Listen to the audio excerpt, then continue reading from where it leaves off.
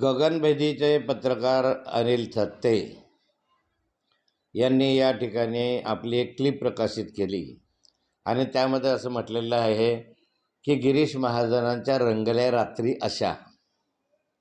त्यात त्याने डिटेल सांगितलेलं आहे की गिरीश महाजनांचे एका महिला IAS अधिकाऱ्याबरोबर संबंध आहे. तिचं नाव मला माहिती आहे, पण ते सांगणं उचित होणार नाही असे त्यांनी म्हटलेलं आहे. आणि त्यांनी हे सांगितलेलं आहे की अमित शहांकडे ज्यावेळेस मंत्रिमंडळाच्या विस्तारासाठी व्यवस्था झाली त्यावेळेस अमित शहांनी गिरीश महाजनांना बोलवून घेतलं होतं आणि त्यांना सांगितलं की या महिला IAS अधिकाऱ्याशी तुझे संबंध आहे. याने सांगितलं होतं की नाही, माझ्या अनेकांचे संबंध आहे, कामानिमित्त मी बोलतो वगैरे वगैरे. तरी त्यांनी अमित शहांनी त्यांना सांगितलं की तुझे कॉल डिटेल रिपोर्ट आमच्याकडे आहे आणि रात्री 1 वाजेनंतर दिवसभरातून 100 वेळा तुझे कॉल तिथे झालेले आहेत आणि त्यामुळे आता तू काही सांग, पण तुझा CDR खरा बोलतो, रोज बोलायचं काय कारण आहे वगैरे वगैरे काही प्रश्न अनिल थत्तेंनी उपस्थित केलेले आहे. अमित शहांच्या वक्तव्याचा हवाला देऊन मला वाटतं की या संदर्भामध्ये जे CDR आहेत ते 10 वर्षाचे जर गिरीश महाजनांचे तपासले तर खरी वस्तुस्थिती समोर येईल की याच्यामध्ये तथ्य काय आहे. अशा रंगल्या रात्री, त्याच्या गिरीश महाजनांच्या रंगल्या रात्री असं अनिल थत्ते यांनी म्हटलं आहे.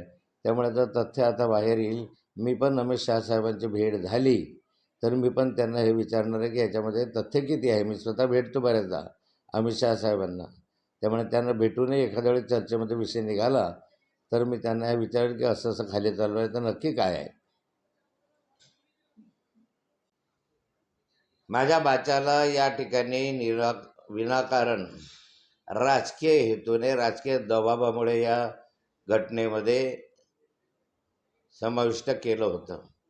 कारण त्यावेळेस 2016ला जून महिन्यात माझा राजीनामा झाला. नंतर ही घटना घडली. ही घटना उघडकीस आली एप्रिलमध्ये, म्हणजे साधारण त्याच्यात 3-4 महिन्यानंतर ही घटना उघडकीस आली. उघडकीस आल्यानंतर त्याच्यामध्ये माझ्या भाच्याचा काही दुरान्वय संबंध नव्हता. फक्त त्याने त्या ठिकाणी या कुरूंकरता त्याला फोन आला होता. फोन आल्यानंतर त्याच्याशी आता 1.5 मिनिट बोलणं झालं होतं. 1.5 मिनिट बोलणं झालं. हा प्रत्यक्ष त्या घटनास्थळी नव्हता. त्या ठिकाणी 1.5 मिनिट बोलणं झालं ना निघून गेला खालूनच. प्रत्यक्ष त्याने पाहिलं नाही, त्याने घेतलं नाही. याच्यानंतर त्याला जाणीवपूर्वक त्या कालखंडात परिस्थिती अशी होती की राजकीय विरोधक मोठे होते, माझे राजकीय विरोधक मोठे होते आणि या राजकीय विरोधकांनी 1.5 मिनिट बोललं असं ज्यावेळेस चौकशीमध्ये आलं त्या कालखंडामध्ये हा गटामध्ये सामील करून घ्यायला म्हणून पोलिसांवर दबाव आणून या ठिकाणी त्याला या गुन्ह्यामध्ये समाविष्ट केलं असा माझा आरोप पूर्वी पण होता, आताही आरोप आहे. आणि यामध्ये त्याला विनाकारण या ठिकाणी टाकलं. आज न्यायालयाने निर्णय दिला. शेवटी सत्य ते सत्य असतं, परंतु यामध्ये 9 वर्ष त्याला विनाकारण जेलमध्ये घालावं लागलं.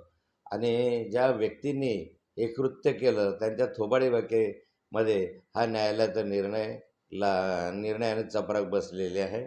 एकंदरीत चित्र जर पाहिलं तर न्यायालयाने या संदर्भामध्ये तपास अधिकाऱ्यावर ताशेरे ओढलेले आहे आणि त्यांनी तपास अधिकाऱ्याची सुद्धा चौकशी करावी अशा स्वरूपाच्या आदेश न्यायालयाने दिलेले आहे. कारण न्यायालयाने असं म्हटलेलं आहे की काहीही याचा संबंध नसताना याला विनाकारण अटक केली. त्यामुळे ज्या अधिकाऱ्यांनी या ठिकाणी अटक केली त्यांच्या विरुद्ध ॲक्शन घ्या म्हणून न्यायालयाने सांगितलेलं आहे.